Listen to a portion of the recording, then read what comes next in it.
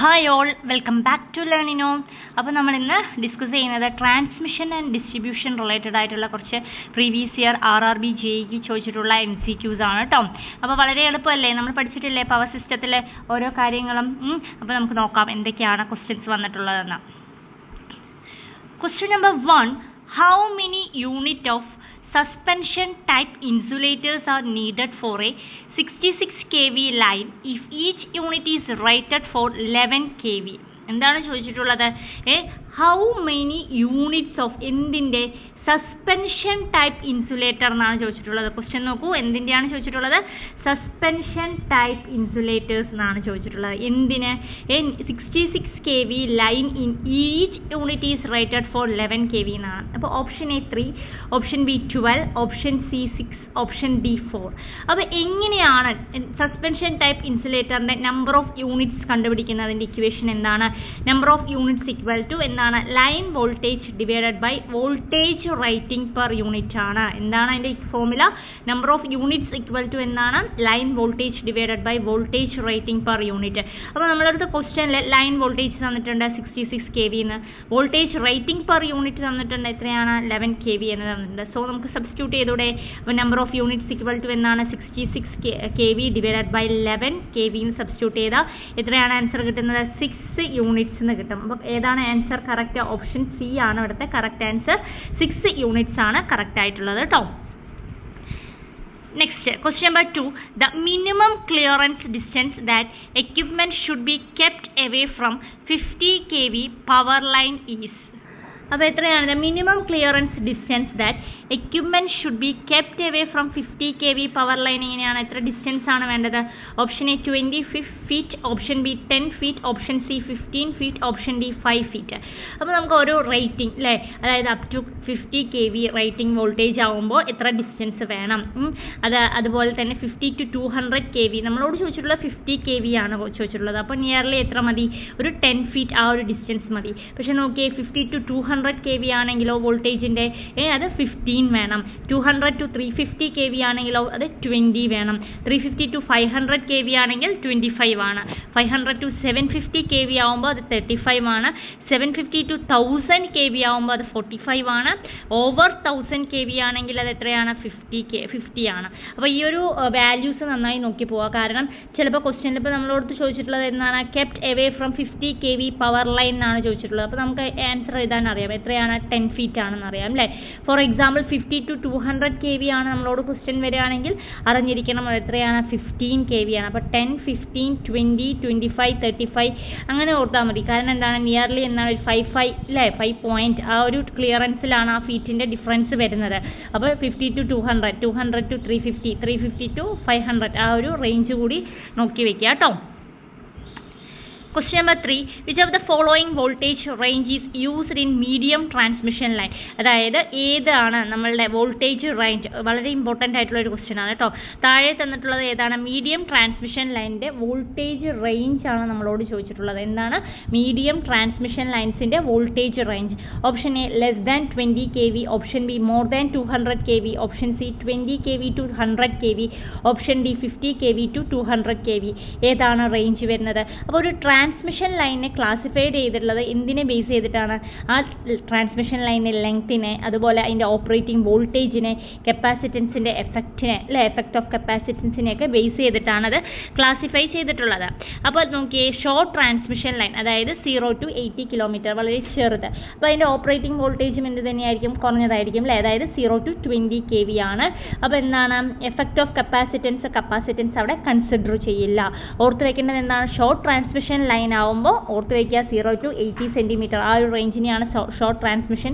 അവിടുത്തെ ക്യാരി ചെയ്യുന്ന വോൾട്ടേജും എന്ത് തന്നെയാണ്? വളരെ കുറവായിരിക്കും അല്ലേ, അതായത് 0 to 20 kV ആണ്. അവിടെ എന്തിനെ കൺസിഡർ ചെയ്യില്ല? നമ്മൾ കപ്പാസിറ്റൻസിനെ അവിടെ കൺസിഡർ ചെയ്യുന്നുണ്ടാവില്ല. അടുത്ത നോക്കൂ, മീഡിയം ട്രാൻസ്മിഷൻ ലൈൻ എടുക്കുമ്പോൾ എങ്ങനെയാണ് വരുന്നത്? 80 to 200 km ഡിസ്റ്റൻസിലാണ് വരുന്നത് അല്ലേ ആ ട്രാൻസ്മിഷൻ ലൈനിൻ്റെ. അവിടെ ഇപ്പോൾ എന്താണ്? വോൾട്ടേജ് കുറച്ചുകൂടി കൂടുതലായിരിക്കും അല്ലേ, അവിടുത്തെ ഓപ്പറേറ്റിംഗ് വോൾട്ടേജ് ഷോർട്ടിനെ കമ്പയർ ചെയ്യുമ്പോൾ കൂടുതലായിരിക്കും, അതായത് 20 to 100 kV ആ ഒരു വോൾട്ടേജ് റേഞ്ചാണ് അവിടെ വരുന്നത്. അവിടെ എന്താണ് ലംബ്ഡ് ആണ്, കപ്പാസിറ്റർ വന്നിട്ട് എങ്ങനെയായിരിക്കും ലംബ്ഡ് ആയിരിക്കും. അടുത്തത് നോക്കിയേ, ലോങ് ട്രാൻസ്മിഷൻ ലൈൻ ആണ് എടുക്കുന്നതെങ്കിൽ എന്താണ് 200-ൽ കൂടുതലായിട്ടുള്ള എല്ലാതിനെയും നമ്മൾ എന്താ പറയുന്നത് ലോങ് ട്രാൻസ്മിഷൻ ലൈൻ എന്ന് പറയും അല്ലേ. അവിടെ എന്താണ് എബോവ് 100 ഓപ്പറേറ്റിംഗ് വോൾട്ടേജ് റേഞ്ച് വന്ന എന്താണ് ഗ്രേറ്റർ ദാൻ 100 kV ആണ്. അവിടെ എങ്ങനെയായിരിക്കും കപ്പാസിറ്റർ അവിടെ ഡിസ്ട്രിബ്യൂട്ടഡ് ആയിരിക്കും. നോട്ട് ചെയ്യുക കേട്ടോ. സ്മാൾ ആണെങ്കിൽ അവിടെ എന്താണ് കപ്പാസിറ്റർ കൺസിഡർ ചെയ്യില്ല. മീഡിയം ആണെങ്കിൽ എന്താണ് അത് ലംബ്ഡ് ആയിരിക്കും. ലോങ് ട്രാൻസ്മിഷൻ ആണെങ്കിൽ എന്താണ് ഡിസ്ട്രിബ്യൂട്ടഡ് ആയിരിക്കും. അപ്പോൾ ഇവിടെ നോക്കിയേ, നമ്മളോട് ചോദിച്ചിട്ടുള്ളത് എന്താണ് voltage range used in medium transmission ലൈനിൻ്റെ വോൾട്ടേജ് റേഞ്ച് ആണ്. എത്രയാണ് അപ്പോൾ 20 kV ടു എത്രയാണ് തന്നിട്ടുള്ളത് 100 kV അല്ലേ. അപ്പോൾ അതാണ് നമ്മളുടെ കറക്റ്റ് ആൻസർ. ഓപ്ഷൻ സി ആണ് ഇവിടുത്തെ കറക്റ്റ് ആൻസർ കേട്ടോ. അപ്പോൾ ഓരോന്നിൻ്റെയും വോൾട്ടേജ് റേഞ്ച്. ഓക്കെ, ഇനി നെക്സ്റ്റ് ക്വസ്റ്റ്യൻ നോക്കിയേ.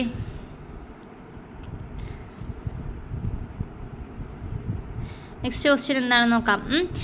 Question number 4.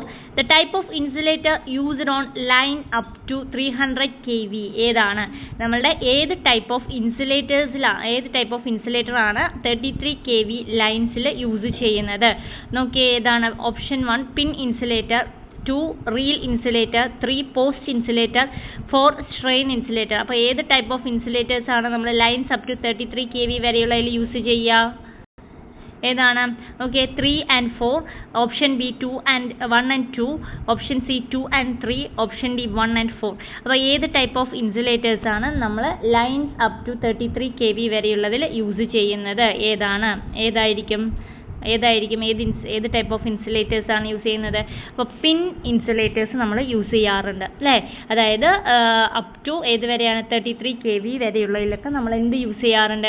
പിൻ ഇൻസുലേറ്റേഴ്സ് യൂസ് ചെയ്യാറുണ്ട്. എന്നാൽ സസ്പെൻഷൻ ഇൻസുലേറ്റർ പറഞ്ഞു കഴിഞ്ഞാൽ ഗ്രേറ്റർ ദാൻ 33 kV ആണ്. അതായത് ഫോർ ഹൈ വോൾട്ടേജിലാണ് നമ്മൾ അത് യൂസ് ചെയ്യുക. അപ്പോൾ അത് യൂസ് ചെയ്യാൻ പറ്റില്ല.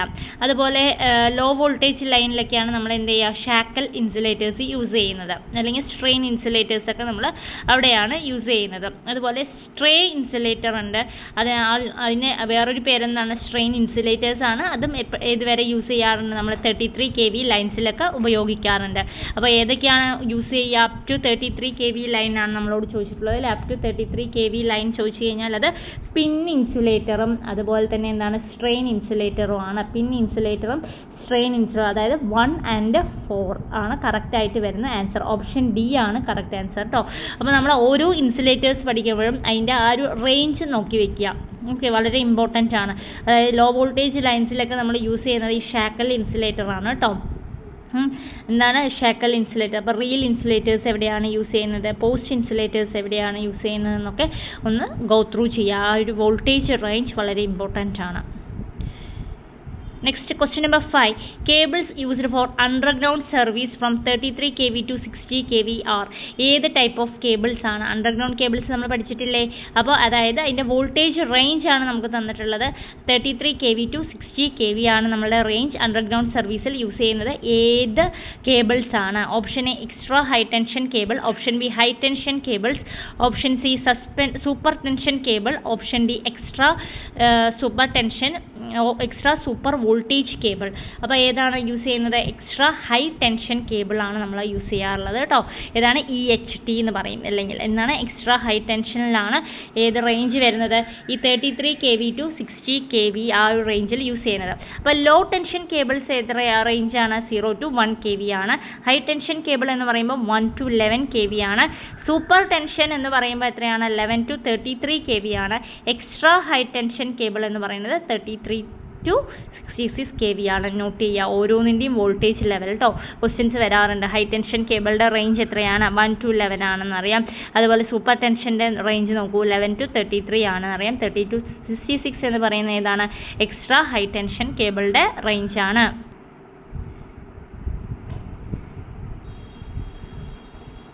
Question number 6. Match the transmission line given in column A with their respective voltage carrying capacity in column B. അപ്പോൾ ഇതാണ് നമ്മുടെ കോളം എ എന്ന് പറയുന്നത് കേട്ടോ. ഇതാണ് നമ്മളുടെ കോളം എ. ഇത് നമ്മളുടെ എന്താണ്? കോളം ബി ആണ് തന്നിട്ടുള്ളത്. അപ്പോൾ നോക്കിയേ, primary transmission, primary distribution, secondary transmission, secondary distribution നമ്മളിത് പഠിച്ചിട്ടുള്ളതാണ് അല്ലേ. ഓരോന്നിൻ്റെയും റേഞ്ച് എവിടെയാണ് സ്റ്റെപ്പ് അപ്പ് ചെയ്യുന്നത്, എവിടെയാണ് സ്റ്റെപ്പ് ഡൗൺ ചെയ്യുന്നത്, സബ്സ്റ്റേഷനിലേക്ക് പോകുന്നത് എവിടെയാണ്, ഡിസ്ട്രിബ്യൂഷനിൽ എന്താണ് കൺസ്യൂമറിലേക്ക് ഡിസ്ട്രിബ്യൂഷനിലേക്ക് പോകുന്ന വോൾട്ടേജ് റേഞ്ച് എന്താണെന്നൊക്കെ നമുക്ക് അറിയാവുന്നതാണ്. അപ്പോൾ നോക്കിയാൽ പ്രൈമറി ട്രാൻസ്മിഷൻ എന്ന് പറയുമ്പോൾ കറക്റ്റ് ഏതിലേക്കാണ് 132 kV അത്രയും നമ്മൾ പ്രൈമറി ട്രാൻസ്മിഷനിൽ നടത്തുന്നുണ്ട്. പ്രൈമറി ഡിസ്ട്രിബ്യൂഷൻ എന്ന് പറയുമ്പോൾ എന്താണ്, അതിന് സ്റ്റെപ്പ് ഡൗൺ ചെയ്യും അല്ലേ. ആദ്യം സ്റ്റെപ്പ് അപ്പ് ചെയ്ത് പിന്നെ എന്താണ് അതിനെ സ്റ്റെപ്പ് ഡൗൺ ചെയ്യും. അപ്പോൾ നിയർലി 11 kV ആയി സ്റ്റെപ്പ് ഡൗൺ ചെയ്തിട്ടുണ്ടാകും ഡിസ്ട്രിബ്യൂഷനിൽ. സെക്കൻഡറി ട്രാൻസ്മിഷൻ്റെ കേസിൽ നോക്കൂ എന്താ വരുന്നത്, അത് 33 kV അവിടെയും എന്ത് ചെയ്തിട്ടുണ്ടാവും, സ്റ്റെപ്പ് ഡൗൺ ചെയ്തിട്ടുണ്ടാവും അല്ലേ. സെക്കൻഡറി ഡിസ്ട്രിബ്യൂഷൻ എടുക്കുമ്പോൾ 400 വോൾട്ട്, നമ്മൾ ഏറ്റവും കുറവ് അല്ലേ നമ്മളെ വീട്ടിലേക്കൊക്കെ വരുന്ന കൺസ്യൂമറിൻ്റെ. അപ്പോൾ ഇവിടുത്തെ കറക്റ്റ് ആൻസർ ഏതാണ്, ഓപ്ഷൻ സി ആണ് ഇവിടുത്തെ കറക്റ്റ് ആൻസർ ആയിട്ട് വരുന്നത്. അപ്പോൾ നോക്കുക 1A പ്രൈമറി ട്രാൻസ്മിഷൻ എന്ന് പറഞ്ഞു കഴിഞ്ഞാൽ 132 kV തന്നെയാണ്. പ്രൈമറി ഡിസ്ട്രിബ്യൂഷൻ എന്ന് പറഞ്ഞു കഴിഞ്ഞാൽ 11 kV വരും. സെക്കൻഡറി ട്രാൻസ്മിഷൻ എന്ന് പറഞ്ഞു കഴിഞ്ഞാൽ അവിടെ 33 kV വരും. സെക്കൻഡറി ഡിസ്ട്രിബ്യൂഷൻ എന്ന് പറഞ്ഞു കഴിഞ്ഞാൽ 400 വോൾട്ട് ആ ഒരു റേഞ്ചാണ് വരുന്നത് കേട്ടോ. നെക്സ്റ്റ് ക്വസ്റ്റ്യൻ നോക്കിയേ, question number 7. The current in a transmission line under no load condition is due to എന്താണ് പറയുന്നത്, അതായത് ട്രാൻസ്മിഷൻ ലൈനിൽ current in a transmission line under ഏത് കണ്ടീഷനിൽ, നോ ലോഡ് കണ്ടീഷനിൽ എന്താണെന്നാണ് ചോദിച്ചിട്ടുള്ളത്. No load condition is due to എന്താണെന്നാണ് question. Option A spinning reserve, option B corona effect, option C capacitance of the line, option D back flow from earth. എന്ത് മൂലമാണത്, capacitance of the line മൂലമാണ് കേട്ടോ. ഏതാണ്, capacitance of the line ആണ്. അപ്പോൾ ഒരു no load കണ്ടീഷനിൽ എങ്ങനെയാണ്, the current flowing is only charging, എങ്ങനെയാണ് current due to line capacitance. Current എങ്ങനെയാണ്, നോ ലോഡ് കണ്ടീഷനിൽ ദ കറന്റ് ഫ്ലോയിങ് എങ്ങനെയാണ് നടക്കുന്നത്, charging current due to line capacitance മൂലമാണ്. So it increases the capacitive VAR in the system. Okay, അപ്പോൾ അതും ആ ഒരു കോൺസെപ്റ്റ് ഓർത്ത് വയ്ക്കാം. Question number 8.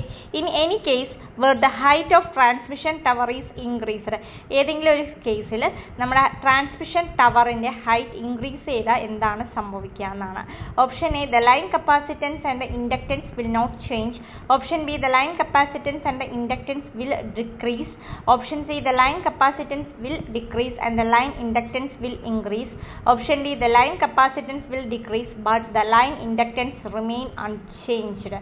എന്താ വരുന്നത്, ഏതായിരിക്കും വരിക, അതായത് ഒരു inductance of a transmission line is independent of the height of the transmission tower എന്നാണ് പറയുന്നത്. ഇൻഡക്റ്റൻസ് എന്ന് പറയുന്നത് എന്താണ്, ട്രാൻസ്മിഷൻ ലൈനിൽ എന്താണ്, inductance of a transmission line എന്താണ്, ഡിപ്പെൻഡൻ്റ് അല്ല, independent of the height of the transmission tower ആണ്. So capacitance of the transmission line is dependent on height of the transmission tower. ഏതാണ് അപ്പോൾ അത് ഡിപ്പെൻഡ് ചെയ്യുന്ന, കപ്പാസിറ്റൻസ് ആണ് കേട്ടോ. ഏതാണ്, കപ്പാസിറ്റൻസ് ആണ് ഡിപ്പെൻഡൻ്റ് ആയിട്ടുള്ള പാരാമീറ്റർ, ഓർത്ത് വയ്ക്കുക. ഇൻഡിപെൻഡൻ്റ് ആയിട്ടുള്ള പാരാമീറ്റർ ഏതാണ്, നമ്മളുടെ ഇൻഡക്റ്റൻസ് ആണ്. ഡിപ്പെൻഡൻ്റ് ആയിട്ടുള്ള പാരാമീറ്റർ എവിടെയാണ്, അത് കപ്പാസിറ്റൻസ് ആണ്. ഓക്കെ, അപ്പോൾ എന്താണ് നടക്കുന്നത്, കപ്പാസിറ്റൻസിന് എന്ത് സംഭവിക്കും, ട്രാൻസ്മിഷൻ ടവർ കൂടിക്കഴിഞ്ഞ് കഴിഞ്ഞാൽ, ഹൈറ്റ് ഓഫ് ട്രാൻസ്മിഷൻ ടവർ കൂടിക്കഴിഞ്ഞ് കഴിഞ്ഞാൽ അവിടെ ഡിപ്പെൻഡൻ്റ് ആയിട്ടുള്ള പാരാമീറ്റർ ആരാണ്, നമ്മളുടെ ഇൻഡക്റ്റൻസ് അല്ല, കപ്പാസിറ്റൻസ് ആണ് അല്ലേ. അപ്പോൾ അവിടുത്തെ ലൈൻ കപ്പാസിറ്റൻസ് എന്ത് ചെയ്യും, കുറയും. പക്ഷെ എന്താണ്, ലൈൻ ഇൻഡക്റ്റൻസിന് എന്ത് സംഭവിക്കില്ല, ഒന്നും സംഭവിക്കില്ല. അതെന്താണ്, ഇൻഡിപെൻഡൻ്റ് ആണ്. ആ ഒരു കോൺസെപ്റ്റ് നമ്മുടെ കയ്യിലിരിക്കട്ടെ. ഇൻഡക്റ്റൻസ് ഈസ് ഇൻഡിപെൻഡൻ്റ് ആണ്, കപ്പാസിറ്റൻസ് ആണ് അവിടെ ഡിപ്പെൻഡൻറ്റ്. സോ ദ ലൈൻ കപ്പാസിറ്റൻസിന് എന്ത് സംഭവിക്കും, ഇറ്റ് വിൽ ഡിക്രീസ് ചെയ്യും. Line inductance remain unchanged. Option ഏതാണ് കറക്റ്റ്, ഡി ആണ് കറക്റ്റ് ആയിട്ട് വരുന്നത് കേട്ടോ. Question number 9. What are the advantages of DC transmission system over an AC transmission system? നമുക്കറിയാം AC transmission ഉണ്ട്, DC transmission ഉണ്ട്. Compared to DC transmission എന്താണ് advantages of DC transmission over AC transmission എന്നാണ് ചോദിച്ചിട്ടുള്ളത് അല്ലേ. Option A, DC system is economical for long line. Option B, there is no skin effect in DC system. Option C, corona lines and are highest for DC circuit as compared to AC. all of the above എല്ലാം വരും അല്ലേ. അപ്പോൾ DC transmission എന്ന് പറയുമ്പോൾ തന്നെ എങ്ങനെയാണ്, അപ്പം നോക്കിയേ, നമ്മൾ ഡി സി ട്രാൻസ്മിഷൻ ലൈനിൽ നോക്കിയേ, നമ്മളിപ്പോൾ സാധാരണ യൂസ് ചെയ്യാറുണ്ട് അല്ലേ ഡി സി ട്രാൻസ്മിഷനൊക്കെ. എന്താണ് കമ്പയർ ചെയ്യുമ്പോൾ ഇതിൽ എന്താണ്, ഒന്നോ രണ്ടോ കണ്ടക്ടേഴ്സ് മാത്രം മതി. കമ്പയർ അല്ലേ 3 conductors of A C transmission, അതായത് only 2 conductors are require as compare to 3 conductors for A C transmission. അതുകൂടാതെ എന്താണ്, ഡി സിയിൽ എന്തില്ല, inductance, capacitance, space displacement, surge problem ഒന്നും ഡി സി ട്രാൻസ്മിഷനകത്ത് ഇല്ല. അതുകൂടാതെ എന്താണ്, ഇൻഡക്റ്റൻസിൻ്റെ ആബ്സെൻസ് ആയതുകൊണ്ട് ഇൻഡക്റ്റീവ് റിയാക്ടൻസ് ഡ്രോപ്പ് അവിടെ നെഗ്ലക്റ്റഡ് ആണ്. അപ്പോൾ എന്താണ് വോൾട്ടേജ് ഡ്രോപ്പ് DC ട്രാൻസ്മിഷൻ ലൈനിൽ voltage drop compare to AC transmission ലൈനിൽ കുറവായിരിക്കും. ഓക്കെ, അതുകൂടാതെ എന്താണ് സ്കിൻ എഫക്റ്റ് ഒന്നും ഉണ്ടാവില്ല. അതുകൂടാതെ എന്താണ് entire cross section line of കണ്ടക്ടറിനെ നമുക്ക് യൂട്ടിലൈസ് ചെയ്യാൻ പറ്റും. അപ്പോൾ എല്ലാ കാര്യങ്ങളും എക്കണോമിക്കലാണത്, സ്കിൻ എഫക്റ്റ് ഉണ്ടാവില്ല. Corona limits are highest for DC circuits for comparing the AC circuit ആണ്. Question number 10. Which is not a static compensation that used in transmission line? താഴെ തന്നിട്ടുള്ളതിൽ ഏതാണ് നോട്ട് എ സ്റ്റാറ്റിക് കോമ്പൻസേഷൻ എന്നാണ് പറഞ്ഞിട്ടുള്ളത്? ഏതാണെന്ന് നോക്കിയേ. Option A shunt capacitor bank, option B synchronous condenser, option C VAR compensator, option D series compensators. അപ്പോൾ നമ്മൾ compensators പഠിച്ചിട്ടുണ്ട് അല്ലേ നമ്മൾ ക്ലാസ്സുകളിൽ. എന്തിനാണ് കോമ്പൻസേറ്റർ യൂസ് ചെയ്യുന്നത്? പവർ ട്രാൻസ്ഫർ കാപ്പബിലിറ്റി എന്ത് ചെയ്യാൻ വേണ്ടിയിട്ടാണ്? ഇൻക്രീസ് ചെയ്യാൻ വേണ്ടിയിട്ടാണ് അല്ലേ. ട്രാൻസ്മിഷൻ ലൈനിൽ പവർ ട്രാൻസ്ഫർ കാപ്പബിലിറ്റി ഇൻക്രീസ് ചെയ്യാൻ വേണ്ടിയിട്ടാണ് നമ്മൾ എന്ത് യൂസ് ചെയ്യുന്നത്? ഈ കോമ്പൻസേഷൻ ടെക്നിക്ക് യൂസ് ചെയ്യുന്നത്. അങ്ങനെ ചെയ്യുമ്പോൾ എന്താ സംഭവിക്കുക? അതിൻ്റെ വോൾട്ടേജ് പ്രൊഫൈൽ ഒക്കെ ഇൻക്രീസ് ചെയ്യും, പവർ ഫാക്ടർ ഇൻക്രീസ് ചെയ്യും, stability, performance and improve social capacity ഒക്കെ ഇൻക്രീസ് ചെയ്യും. അപ്പോൾ ഡിഫറെൻറ്റ് ടൈപ്സ് ഓഫ് കോമ്പൻസേറ്റേഴ്സ് ഏതൊക്കെയാണെന്ന് പറഞ്ഞു കഴിഞ്ഞാൽ shunt capacitor bank, synchronous condenser, series compensation, VAR compensation ഒക്കെ ഡിഫറെൻറ്റ് ടൈപ്പ് ഓഫ് കോമ്പൻസേഷൻ ആണ്. അപ്പോൾ നമ്മൾ ഇതിൽ യൂസ് ചെയ്യുന്നത് അതായത് നോട്ട് എ സ്റ്റാറ്റിക് അല്ലാത്ത കോമ്പൻസേറ്റർ ഏതാണ് ട്രാൻസ്മിഷൻ ലൈൻ എന്നാണ് ചോദിച്ചിട്ടുള്ളത്. അതെന്താണ്? സിങ്ക്രണസ് കണ്ടൻസർ ആണ്. ഏതാണ് അതിൻ്റെ ആൻസർ? സിങ്ക്രണസ് കണ്ടൻസർ ആണ് അതിൻ്റെ കറക്റ്റായിട്ട് വരുന്ന ആൻസർ കേട്ടോ. സിങ്ക്രണസ് കണ്ടൻസർ നോട്ട് ചെയ്ത് പോകണം. അപ്പോൾ ഇത്രയും ക്വസ്റ്റ്യൻസ് നമ്മൾ എന്ത് ചെയ്യാൻ നോക്കുക. ഇതുകൂടാതെ ഒത്തിരി ക്വസ്റ്റ്യൻസ് ഈ ഒരു ഏരിയയിൽ നിന്നുണ്ട്, നന്നായി പഠിക്കുക. ഓക്കെ, എക്സാമൊക്കെ അടുത്തെത്താറായില്ലേ? 22 നമുക്ക് എക്സാം വരുന്നത്. അപ്പോൾ നന്നായി പഠിച്ചു പോവുക. ഓരോ ക്വസ്റ്റ്യൻസും വളരെ ഇമ്പോർട്ടൻ്റ് ആയിട്ട് തന്നെ നോക്കി പോവുക. Okay, thank you for watching the video.